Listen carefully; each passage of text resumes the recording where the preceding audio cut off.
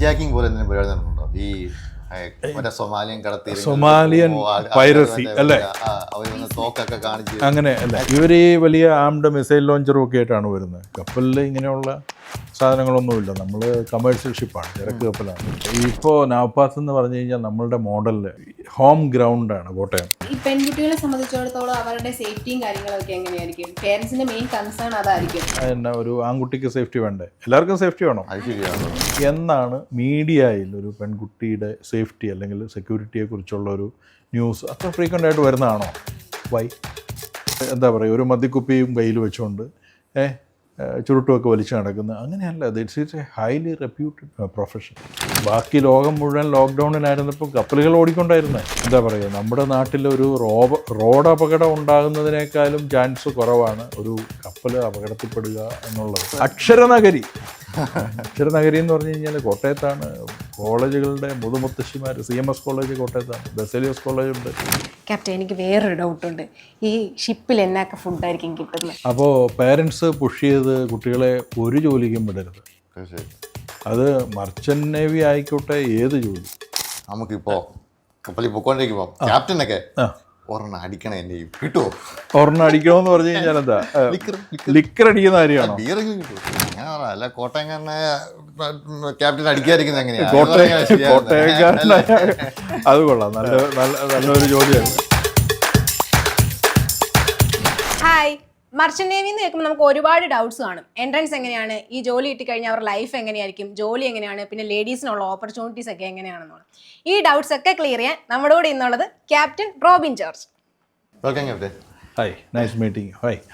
Nice meeting. ഈ പെൺകുട്ടികളെ സംബന്ധിച്ചിടത്തോളം അവരുടെ സേഫ്റ്റിയും കാര്യങ്ങളൊക്കെ എങ്ങനെയായിരിക്കും? പേരൻസിന്റെ മെയിൻ കൺസേൺ അതായിരിക്കും, പെൺകുട്ടികളെ വിടവഴിക്ക്. അതെ, ഇവിടെ നമ്മൾ കൗൺസിലിങ്ങുമായിട്ട് മുന്നോട്ട് പോകുമ്പം പേരൻസിനുള്ള മെയിൻ കൺസേൺ അതാണ്. പറഞ്ഞാൽ ശരിയാണ്. സേഫ്റ്റി എന്ന് പറയുമ്പോഴത്തേക്കിനും ആ വാക്ക് തന്നെ തെറ്റാന്നേ ഞാൻ പറയുള്ളൂ. അതെന്നാ, ഒരു ആൺകുട്ടിക്ക് സേഫ്റ്റി വേണ്ടേ? എല്ലാവർക്കും സേഫ്റ്റി വേണം. എല്ലാവർക്കും സേഫ്റ്റി വേണം, ശരിയല്ലേ?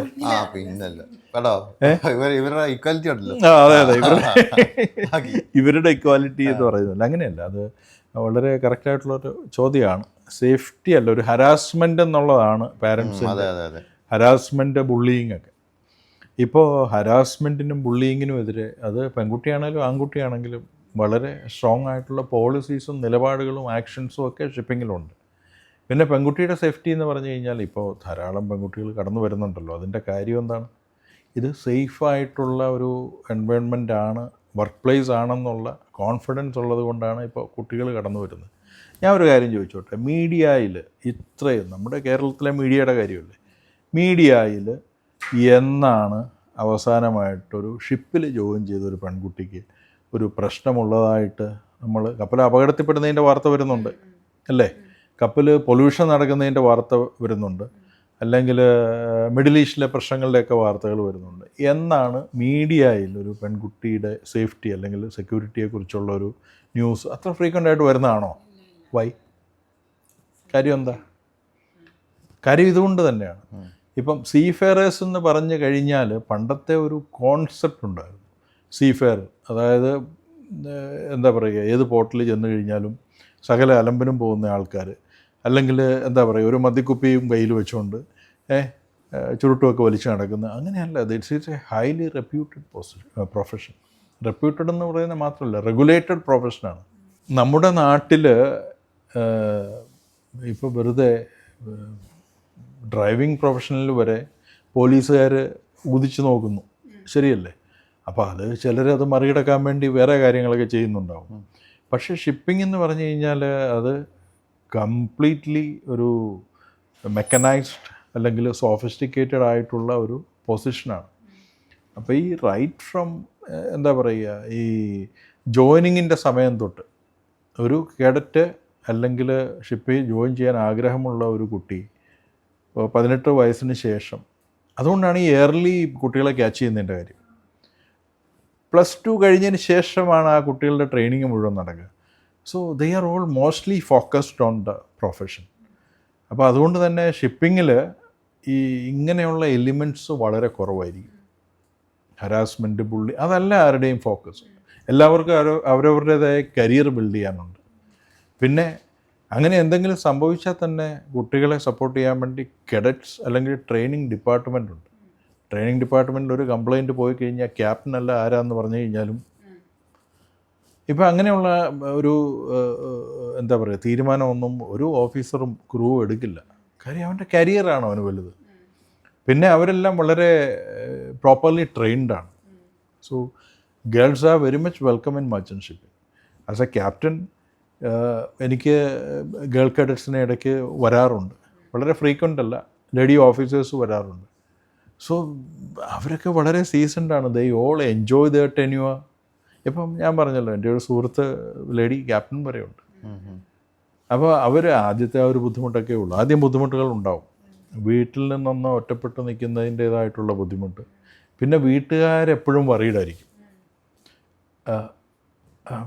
ഈ കുട്ടിയെ കൊണ്ട് ഈ ജോലിയൊക്കെ ചെയ്യാൻ പറ്റൂ. ഷിപ്പിൽ 10, 22, 24 പേര് മാത്രമേ ഉണ്ടാവുള്ളൂ. അതിൽ ചിലപ്പോൾ ഒരു പെൺകുട്ടിയേ ഉണ്ടാവുള്ളൂ. അപ്പോൾ അങ്ങനെയൊക്കെയുള്ള ചിന്ത ആദ്യത്തെ ഒരു 2-3 മാസം കഴിയുമ്പം, അല്ലെങ്കിൽ നോട്ടിക്കൽ കോളേജിൽ ചെല്ലുമ്പോൾ തന്നെ കുട്ടികൾക്ക് അതിനെക്കുറിച്ചുള്ള ധാരണയാവും. പിന്നെ സേഫ്റ്റി പറഞ്ഞ വേറെ കഴിഞ്ഞേ, ഇപ്പോൾ ഈ പോകുന്ന വഴിക്ക് ചോദിക്കുമ്പോൾ തോന്നരുത്, നമ്മുടെ ഈ ഹൈജാക്കിങ് പോലെ എന്തെങ്കിലും പരിപാടി നടക്കുന്നുണ്ടോ? ഈ മറ്റേ സൊമാലിയൻ പൈറസി അല്ലേ? അവർ വന്ന് തോക്കൊക്കെ കാണിച്ച് അങ്ങനെ അല്ലേ? ചെറിയ വേറെ വീഡിയോ ഞാൻ കണ്ടിട്ടുണ്ട്, പിന്നെ സിനിമയിലും കണ്ടിട്ടുണ്ട്. അങ്ങനെ ഉണ്ടായിട്ടുണ്ടോ? ക്യാപ്റ്റൻ അങ്ങനെ എന്തെങ്കിലും അനുഭവം ഉണ്ടായിട്ടുണ്ടോ? സിനിമ എന്ന് പറഞ്ഞപ്പോൾ ഒരു ക്യാപ്റ്റൻ ഫിലിപ്സ് എന്ന് പറയുന്നൊരു ഹോളിവുഡ് മൂവി ഉണ്ടായിരുന്നല്ലോ, ടോം ഹാങ്സിൻ്റെ ഒരു മൂവി ഉണ്ട്. അപ്പോൾ അത് കറക്റ്റായിട്ട് ഇതിനെക്കുറിച്ച് ഇത് കാണിക്കുന്നതാണ്. ഇപ്പോഴല്ല, വളരെ വർഷങ്ങൾക്ക് മുമ്പ് 2013 തൊട്ട് കോവിഡ് കാലത്തിന് ശേഷം വരെയൊക്കെ ഈ സൊമാലിയൻ പ്രശ്നം ഉണ്ടായിരുന്നു, കടൽക്കൊള്ള എന്നുള്ളത് ഉണ്ടായിരുന്നു. അത് ഓർഗനൈസ്ഡ് ആയിട്ടുള്ളൊരു കടൽക്കൊള്ളയാണ്. അതായത് അവരുടേതായിട്ടുള്ള കാരണങ്ങളാൽ അവർക്ക് റീസൺസ് ഉണ്ട്, അത് ജസ്റ്റിഫൈ ചെയ്യാൻ വേണ്ടിയുള്ള റീസൺസ് ഉണ്ട്. അപ്പോൾ അവിടെ ഈ കടൽക്കൊള്ളക്കാരെന്ന് നമ്മൾ വിളിക്കുന്ന സോ കോൾഡ് ഫിഷർമെൻ, അവർ ഓർഗനൈസ്ഡായിട്ട് വീക്ക് ടാർഗറ്റായിട്ടുള്ള കപ്പലുണ്ട്. അതായത് ഫ്രീ ബോർഡ്, അതായത് കപ്പലിൻ്റെ സൈസ് കുറവ്, പൊക്കം കുറവ്, സ്പീഡ് കുറവ്, അങ്ങനെയുള്ള വീക്കായിട്ടുള്ള ടാർഗറ്റായിട്ടുള്ള ഷിപ്പുകളെ അവർ ടാർഗറ്റ് ചെയ്ത് അവർ തട്ടിക്കൊണ്ടു പോവുക. കാര്യം ഇവർ ആംഡ്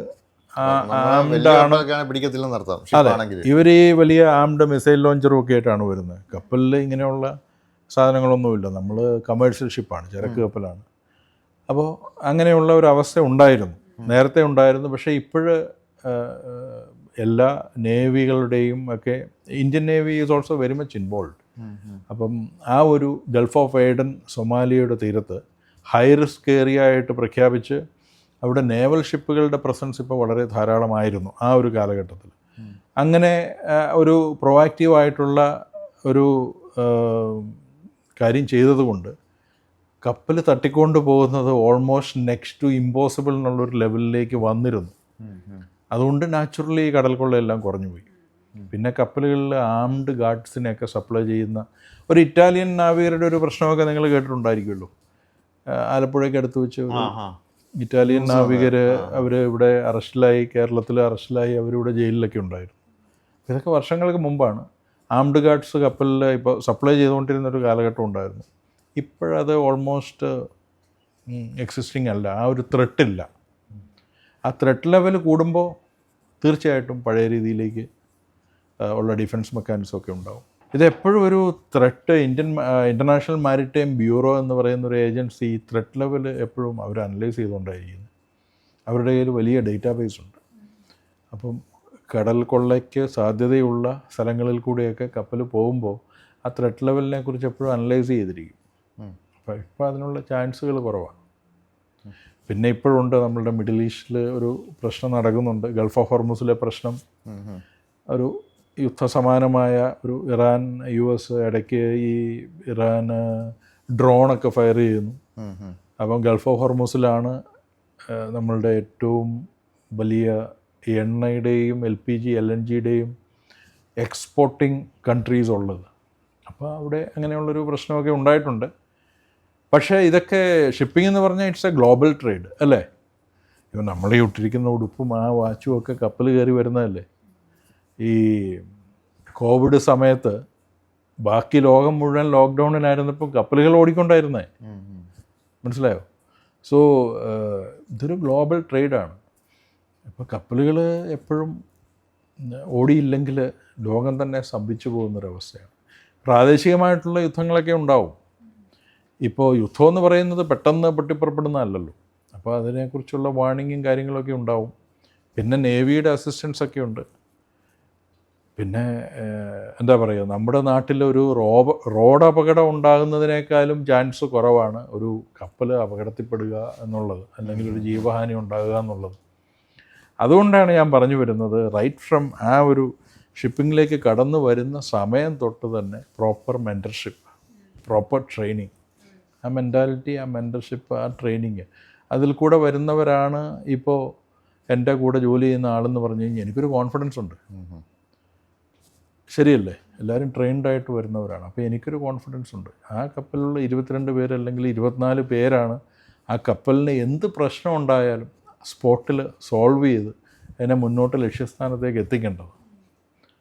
അപ്പോൾ അവിടെയാണ് ഈ ആറ്റിറ്റ്യൂഡിൻ്റെ കാര്യവും ഈ സെലക്ഷൻ്റെ കാര്യവും ഒക്കെ ഞാൻ പറഞ്ഞത്. അതൊരു ഇൻഡസ്ട്രിയിൽ നിൽക്കുന്ന ആളായതുകൊണ്ട് നമുക്ക് അതിൻ്റെ ഇമ്പോർട്ടൻസ് അറിയാം. ഇവിടെ വന്ന വഴിക്ക് ചോദിച്ചാണ്, എന്നെ ചോദിച്ചത് ഇതെന്നാത്ത ഈ കോട്ടയത്ത് കൊണ്ട് തുടങ്ങിയതല്ലേ? അതായത് നൗപാത്ത് അതാ ചോദിച്ചത്. അല്ല, കോട്ടയത്ത് തന്നെ എന്തുകൊണ്ടാണ് ഈ ഒരു കോട്ടയത്ത് തന്നെ എനിക്കും തോന്നിയത് കേട്ടോ. കാരണം കൊച്ചി അവിടെ ട്രിവാൻഡ്രം ഒക്കെ അല്ലേ കുറച്ചുകൂടെ. അതെ അതെ അതെ. ഇപ്പോൾ നൗപാത്ത് എന്ന് പറഞ്ഞു കഴിഞ്ഞാൽ നമ്മളുടെ മോഡലിൽ ഹോം ഗ്രൗണ്ടാണ് കോട്ടയം. സോ നമ്മളുടെ കൂടെ സഹകരിക്കുന്നതിനും ഇതിൻ്റെ ഫൗണ്ടേഴ്സ് തൊട്ടെല്ലാം മർച്ചൻ്റ് നേവി ഓഫീസേഴ്സാണ്. കപ്പലിൽ ആക്ച്വലി വാച്ച് ഓഫീസർ റാങ്കിൽ, സീനിയർ ഓഫീസർ റാങ്കിൽ ജോലി ചെയ്ത ആളുകളാണ്. സോ ഇത് നമ്മളുടെ ഒരു എന്താ പറയുക, ബീറ്റ മോഡലാണ്, ബീറ്റ വെർഷനാണ്. അപ്പോൾ ഏറ്റവും പെർഫെക്റ്റായിട്ട് നമുക്ക് ഇവിടെ ആണ് ചെയ്ത് നമുക്ക് പിന്നീട് ഒന്ന് എക്സ്പാൻഷൻ മോഡലിലേക്ക് പോകാൻ പറ്റുക. അതൊരു കാര്യം. രണ്ടാമത്തെ കാര്യം എന്ന് പറഞ്ഞു കഴിഞ്ഞാൽ കോട്ടയത്തിൻ്റെ പ്രത്യേകത എന്താണെന്ന് ചിന്തിച്ചിട്ടുണ്ടോ? അക്ഷരനഗരിയാണ് കോട്ടയം. ശരിയല്ലേ? അക്ഷരനഗരി. തിരക്ക് കുറവാണ്. അക്ഷരനഗരി. അക്ഷരനഗരി എന്ന് പറഞ്ഞു കഴിഞ്ഞാൽ കോട്ടയത്താണ്. കോളേജുകളുടെ മുതുമുത്തശ്ശിമാർ, CMS കോളേജ് കോട്ടയത്താണ്, ബെസേലിയസ് കോളേജ് ഉണ്ട്. അപ്പോൾ അതുകൊണ്ട് നമുക്ക് കിട്ടുന്നൊരു അഡ്വാൻറ്റേജ് എന്താണെന്ന് ചോദിച്ചു കഴിഞ്ഞാൽ ഒരു ഇവിടെ ഹോസ്റ്റൽ ഫെസിലിറ്റികളൊക്കെ നമുക്ക് എസ്റ്റാബ്ലിഷ് ചെയ്യാൻ വളരെ എളുപ്പമാണ്. ഇപ്പോൾ ഉദാഹരണം, ഇപ്പോൾ എറണാകുളത്തിൻ്റെ കാര്യം പറഞ്ഞു കഴിഞ്ഞാൽ എറണാകുളം വളരെ പെട്ടെന്ന് വളർന്നുകൊണ്ടിരിക്കുന്ന ഒരു സിറ്റിയാണ്. അപ്പോൾ അവിടുത്തെ ഒരു തിരക്കും എത്തിപ്പെടാനുള്ള ബുദ്ധിമുട്ടും ഒക്കെ അറിയാമല്ലോ. മാത്രമല്ല നമ്മൾ നൗപാത്ത് ട്രാൻസ്പോർട്ട് സ്റ്റാൻഡിനോട് ചേർന്ന് പറഞ്ഞാൽ അടുത്താണ്, 200 മീറ്ററേ ഉള്ളൂ വാക്കിംഗ് ഡിസ്റ്റൻസ്. അപ്പോൾ ഈ ഒരു കൺവീനിയൻസ്, പിന്നെ ശാന്തമായ സ്ഥലമാണ്, ഈ ഒരു കംഫർട്ട്, പിന്നെ പഠനത്തിൽ വളരെയധികം ഫോക്കസ് വേണ്ടതാണ് ഈ IMUCTയുടെ കോച്ചിങ് എന്ന് പറഞ്ഞു കഴിഞ്ഞാൽ. അപ്പോൾ ഇതെല്ലാം നമുക്ക് ഇവിടെ കിട്ടും. അപ്പോൾ ദൂരെ നിന്ന് വരുന്ന കുട്ടികൾക്ക് നമ്മൾ അക്കോമഡേഷൻ പ്രൊവൈഡ് ചെയ്യുന്നുണ്ടോ? ഉണ്ട്. ഇവിടെ അക്കോമഡേഷൻ ഇപ്പോൾ ഞങ്ങൾ ഡയറക്റ്റ് ആയിട്ടുള്ള അക്കോമഡേഷൻ അല്ല, അക്കോമഡേഷൻ ഉണ്ട് ഇവിടെ. ഗേൾസ് വളരെ സെക്യൂർഡ് ആയിട്ടുള്ള അക്കോമഡേഷനാണ്. കഴിഞ്ഞ ഞങ്ങളുടെ ബാച്ചിൽ 130 കുട്ടികൾ, ഓഫ്ലൈൻ കുട്ടികളുണ്ടായിരുന്നു. അപ്പോൾ അതിൽ 40ഓളം സ്റ്റുഡൻസ്, ദൂരെ നിന്ന് വരുന്ന സ്റ്റുഡൻസ് ഇവിടെ തന്നെയാണ് അക്കോമഡേറ്റ് ചെയ്തത്. ഇവിടെ തന്നെ എന്ന് പറഞ്ഞു കഴിഞ്ഞാൽ നൗപാത്തിൻ്റെ അക്കോമഡേഷൻ അല്ല, പക്ഷേ പേരൻസ് വെയർ ഓൾ ഹാപ്പി. വളരെ നല്ല രീതിയിൽ സേഫ് ആൻഡ് സെക്യൂർ, അതാണ് നമ്മളുടെ പ്രയോറിറ്റി. സേഫ്റ്റി ആൻഡ് സെക്യൂരിറ്റി ഒരു പേരൻറ്റിന് വേണ്ടതാണ്, ഒരു കുട്ടിക്കാണെങ്കിലും വേണ്ടതല്ലേ, സേഫ്റ്റി ആൻഡ് സെക്യൂരിറ്റി. ഇപ്പോൾ അതായത് നമുക്ക് വരുന്ന സ്റ്റുഡൻസിനോടാണേലും അവരുടെ പേരൻസിനോടാണേലും ക്യാപ്റ്റൻ എന്നുള്ള നിലയിൽ ക്യാപ്റ്റൻ എന്താ പറയുക, അതായത് നൗപാത്തിൻ്റെ ഡയറക്ടർ എന്നുള്ള രീതിയിലല്ല, ക്യാപ്റ്റൻ എന്നുള്ള രീതിയിൽ എന്താ ഒരു അഡ്വൈസ് കൊടുക്കാൻ പോകുന്നത്? അഡ്വൈസ് കൊടുക്കേണ്ടതെന്ന് ചോദിച്ചു കഴിഞ്ഞാൽ എൻ്റെ മോനും സെയിൽ ചെയ്യുവാണ്. He is also A cofounder of this academy. അവൻ്റെ സുഹൃത്തുക്കളും ഈ അക്കാഡമിയുടെ കോഫൗണ്ടേഴ്സ് ഉണ്ട്.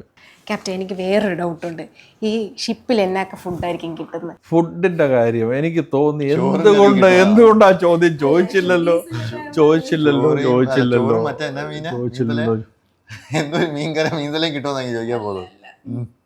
എന്തൊക്കെ ഫുഡ് കിട്ടുമെന്ന്? ഫുഡെന്ന് പറഞ്ഞു കഴിഞ്ഞാൽ നമ്മളുടെ എന്താ പറയുക, ഫുഡില്ലാതെ ഒരു പ്രസ്ഥാനം മുന്നോട്ട് പോകില്ലല്ലോ. അപ്പോൾ ഷിപ്പിൽ ഫുഡെന്ന് പറഞ്ഞു കഴിഞ്ഞാൽ നമുക്കായിട്ട് ഡെഡിക്കേറ്റഡ് ആയിട്ടുള്ള ഒരു ചീഫ് കുക്ക് ഉണ്ടാവും. അപ്പോൾ ചീഫ് കുക്ക് എന്നൊക്കെ പറഞ്ഞു കഴിഞ്ഞാൽ അത്യാവശ്യം നല്ല ഹോട്ടൽ ഇൻഡസ്ട്രിയിൽ ബാക്ക്ഗ്രൗണ്ട് ഉള്ളവരായിരിക്കും ചീഫ് കുക്കായിട്ട് വരിക. നമുക്ക് ഇഷ്ടമുള്ളതൊക്കെ കിട്ടുമോ? ഇല്ല, ഒരു മെനു ഉണ്ട്. ഇഷ്ടമുള്ളതൊക്കെ നമ്മൾ പറഞ്ഞു കഴിഞ്ഞാൽ ഡിപ്പെൻസ്. ഒരു മെനു ഉണ്ട് എന്ന് പറഞ്ഞു കഴിഞ്ഞാൽ ഇവിടെയുള്ള മെനു ഒന്നുമല്ല. ഒരു ഗ്ലോബൽ ട്രേഡ് ആയതുകൊണ്ട് തന്നെ മലയാളികളും നോർത്ത് ഇന്ത്യൻസും ഇങ്ങനെയുള്ളവർ മാത്രമല്ല ഷിപ്പിലുള്ളത്. സപ്പോസ് ഒരു റീസണബിളി നല്ലൊരു ഷിപ്പിംഗ് കമ്പനിയിലാണെങ്കിൽ നമ്മുടെ കൂടെ വർക്ക് ചെയ്യുന്നവരിൽ ക്രൂ മിക്കപ്പോഴും ഫിലിപ്പിനോസ് ആയിരിക്കും. യൂറോപ്യൻ ഓഫീസേഴ്സ് കാണും, പലതരത്തിലുള്ള ആൾക്കാരുണ്ടാവും, പല നാഷണാലിറ്റി ഉണ്ടാവും. അപ്പോൾ ഇവരുടെ എല്ലാവരുടെയും ഒരു കൾച്ചറലായിട്ടുള്ള ഒരു ഫുഡ് റിക്വയർമെൻറ്റ്സ്, ന്യൂട്രീഷണൽ വാല്യൂസ് ഇതെല്ലാം ടേക്ക് കെയർ ചെയ്തുകൊണ്ടുള്ള ഒരു ഫുഡായിരിക്കും. കുറച്ച് അരിയൊക്കെ ആയിട്ട് പോയാൽ മതി.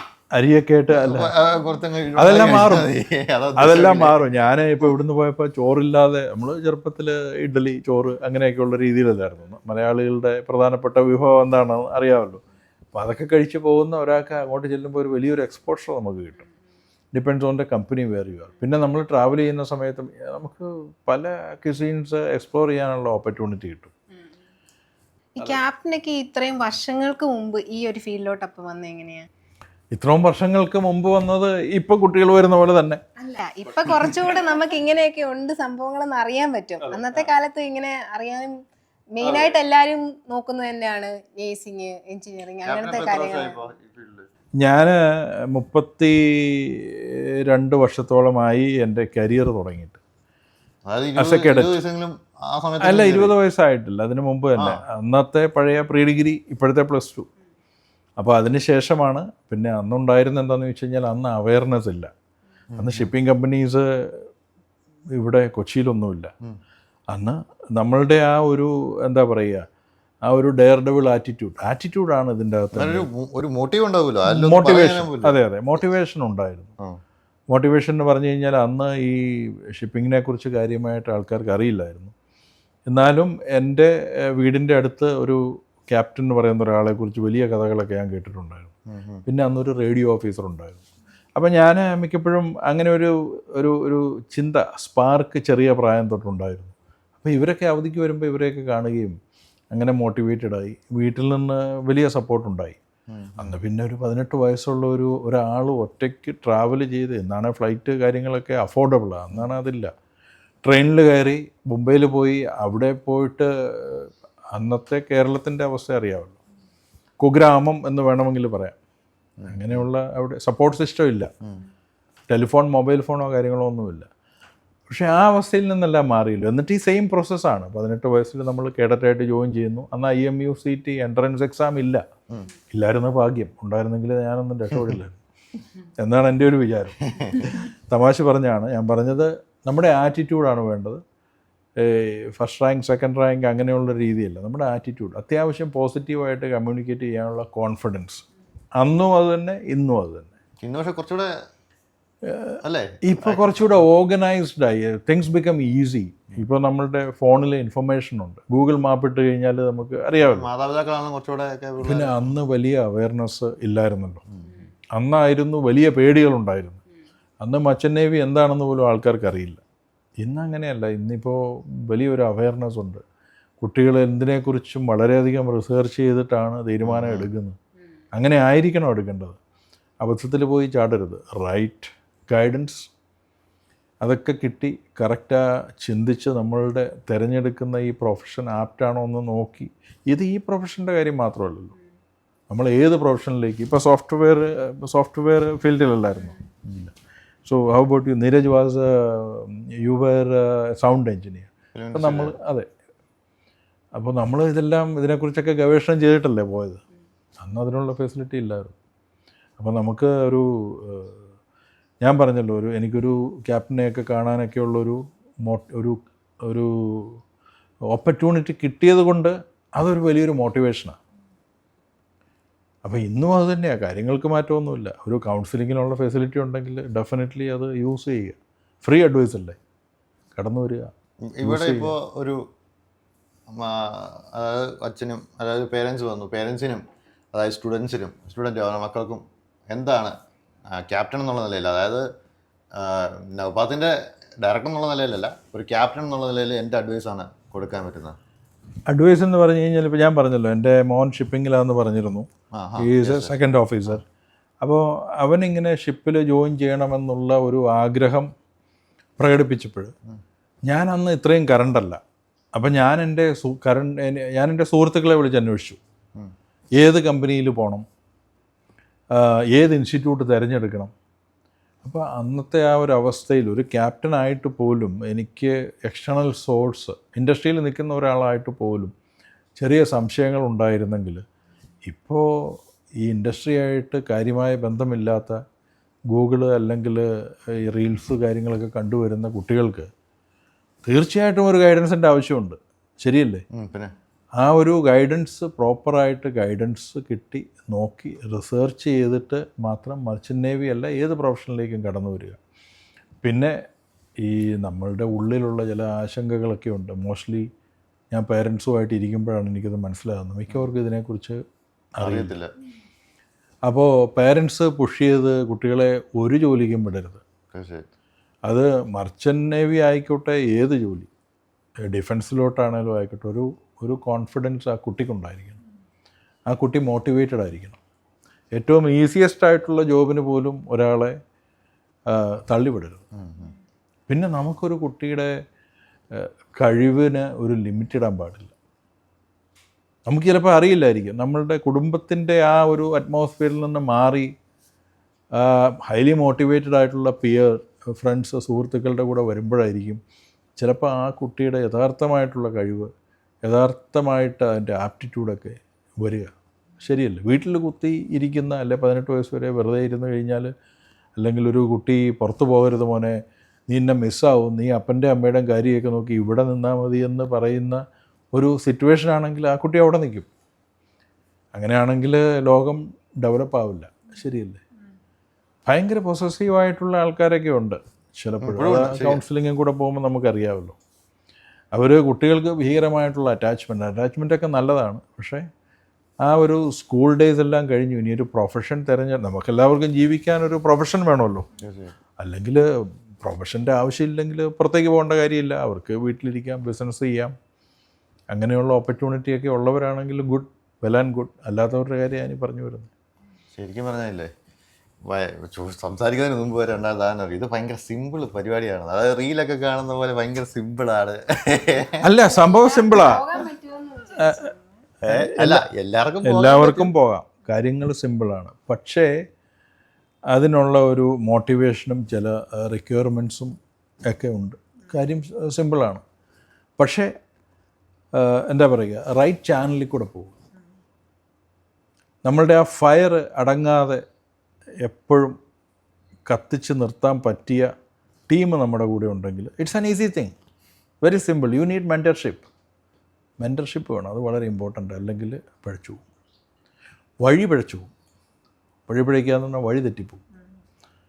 കാര്യം, ഒരു സ്റ്റുഡൻറ്റിനെ സംബന്ധിച്ചിടത്തോളം 1 വർഷത്തോളമാണ് ഒരു ഗ്യാപ്പ് ഇയർ എടുക്കുന്ന സ്റ്റുഡൻറ്റ് ഇവിടെ ചിലവഴിക്കാൻ വരുന്നത്.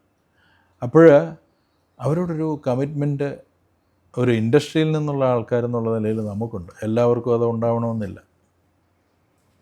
കാര്യം സിമ്പിളാണ്, ആപ്റ്റിറ്റ്യൂഡ് മതി. പിന്നെ ഒരു 60% ഇൻ +2, അതാണ് government requirement four writing IMU-CET. എന്ന് വെച്ച് 60% മാർക്ക് എല്ലാവർക്കും കിട്ടുന്നൊരു കാര്യം ഇപ്പോഴത്തെ ഒരു ഇതൊക്കെ വെച്ച് നോക്കിക്കഴിഞ്ഞാൽ, ഞാൻ സ്റ്റേറ്റ് ബോർഡിൽ നിന്ന് വരുന്ന കുട്ടികൾക്കാണ് വലിയ ഒരു പ്രശ്നം കണ്ടിട്ടുള്ളത്. ഇവിടെ spoken English, additional enhancement, personal mentorship ഇവിടെയുണ്ട്. അവരെപ്പോഴും ഒരു സീനിയർ ക്യാപ്റ്റൻ ആൻഡ് ഓഫീസേഴ്സിനെ കണ്ടല്ലേ ഈ കുട്ടികൾ മോട്ടിവേറ്റ് ആയിട്ട് വരുന്നത്. അല്ലാതെ വെറുതെ ഒരു യൂണിഫോമും ഒക്കെ ഇട്ട്, സ്ട്രൈപ്പും ഒക്കെ ഇട്ട് വെറുതെ നടക്കുന്ന ആൾക്കാരോ ഇമേജോ ഒന്നും അല്ലല്ലോ. നമ്മൾ കംപ്ലീറ്റ്ലി ഫോക്കസ്ഡ് ഓൺ മെൻറ്റർഷിപ്പാണ്. ഇത് കട്ട് ചെയ്തേക്കണേ. ക്യാപ്റ്റനോട് വളരെ പേഴ്സണൽ ക്വസ്റ്റ്യൻ.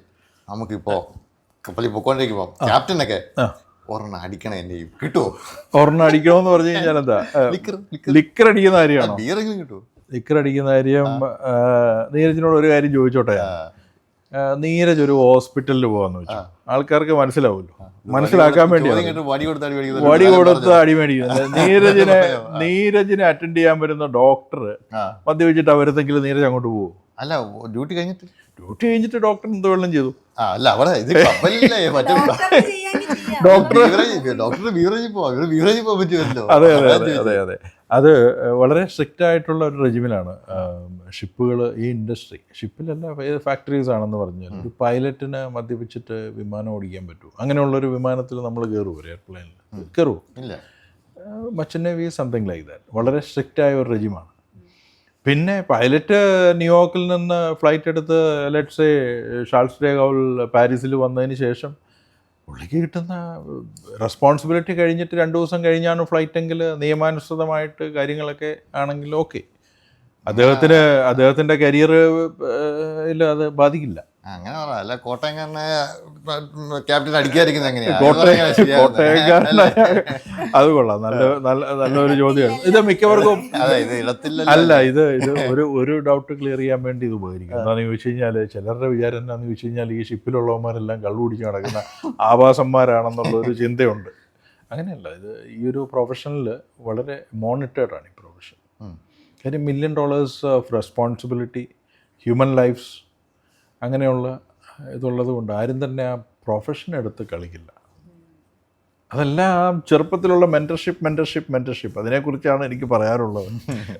ഞാൻ ആലോചിക്കുന്നത് നമ്മുടെയൊക്കെ സമയത്ത് ഇതുപോലെ ഒരു മെന്റർഷിപ്പ് കിട്ടുവാണെങ്കിൽ ചിലപ്പോൾ ഞാനും ഒക്കെ ഈ ഫീൽഡിലോട്ട് വന്നേനെ. എനിക്ക് ഇതിനെപ്പറ്റി ഒന്നും അറിയത്തില്ല. ഇപ്പൊ ക്യാപ്റ്റനോട് സംസാരിച്ചപ്പോൾ കുറേ കാര്യങ്ങളൊക്കെ അറിയാൻ പറ്റി. അതെ 3 ദിവസം. Thank you. Nice meeting you. Okay, it was a pleasure. Okay. Yeah, thanks.